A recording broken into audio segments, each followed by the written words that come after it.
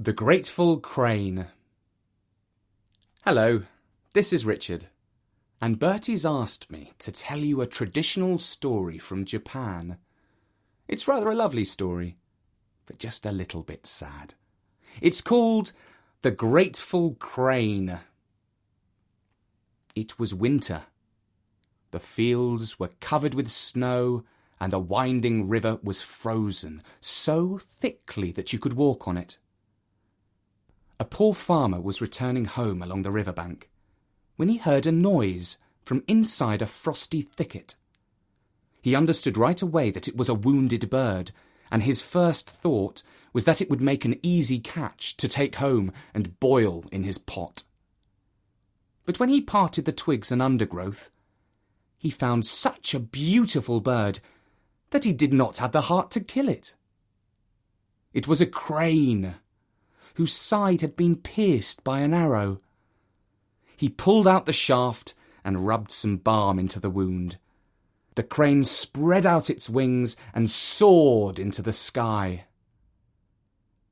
The farmer returned to his hovel, ate half a bowl of rice, and went to bed as soon as it was dark, because there was nothing else to do.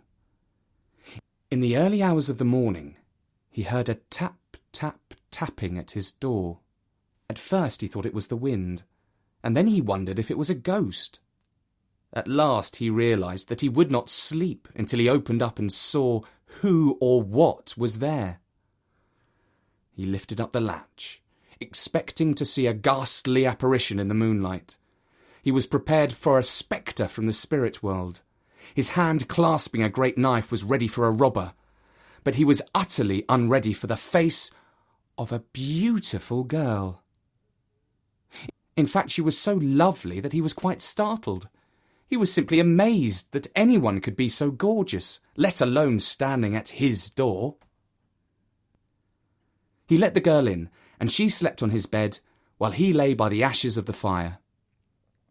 After she had stayed with him for 3 days and 3 nights, he finally found the words to ask her to marry him, though he never expected her to accept. The girl replied that she had come to his door hoping that he would ask that very question, and she gladly accepted.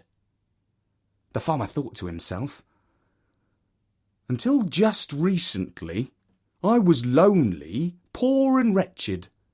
Now I am still poor, but chance or some god has brought me happiness." But nobody can live on love alone. The winter was long and hard. The couple ran out of rice to take the edge off their hunger. The farmer said, "What are we to do? I have no food, no money, and nothing we can sell." He himself was on the brink of tears, and he expected that his wife would either grow angry with him for failing to provide for them both, or to break down in sobs.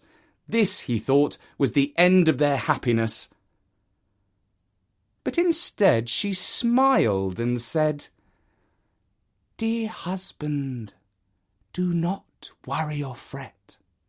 I will weave a cloth, and you shall take it to the market to sell." The farmer shrugged his shoulders, because they had no thread to weave.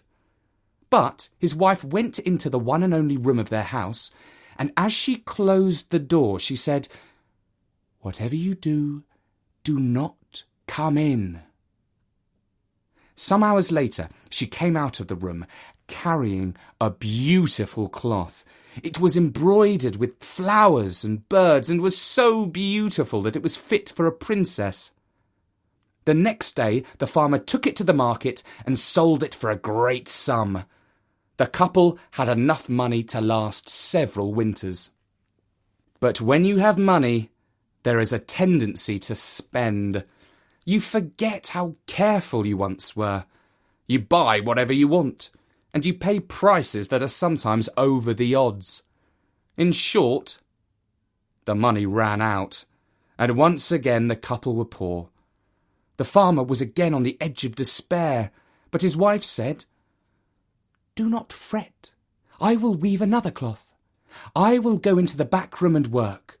But whatever you do, do not peep in. until I come out." While his wife weaved, the farmer sat and wondered how he had been so fortunate to have found such a woman. One so lovely, one who loved him, and one who was able to weave cloth out of nothing. He recalled how she had turned up at his door on a winter's night, and he thought about how little he knew or understood who she was, why she had come to him, or how she weaved the cloth. He lived with her, he loved her, yet he hardly knew her. At last his curiosity overcame him. He opened the door just a crack and he peeped in. And this is what he saw. It was his wife, but not a woman. She was the crane that he had saved from the thicket. On the floor was an intricate pattern of feathers, and as she worked she plucked yet more feathers from her own breast. The cost to her was pain and loss of her plumage, but she was ready to inflict this on herself for him. But then the bird looked up and saw him. She let out a cry and shed a single tear from her eye. She flapped her wings and flew up and away, out through the hole in the roof that served as a chimney in the cottage.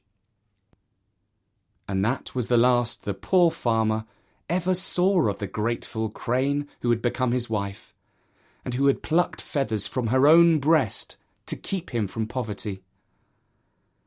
He never married again, and lived to the end of his days alone.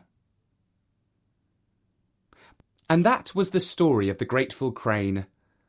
Bertie says he hopes you didn't find it too sad. It's rather beautiful, and a bit of a warning not to be too curious for your own good. I'll be back soon with another story. And in the meantime, don't forget, there is a big collection of stories that you can browse and listen to for free at storynori.com. For now, from me, Richard Scott, bye-bye.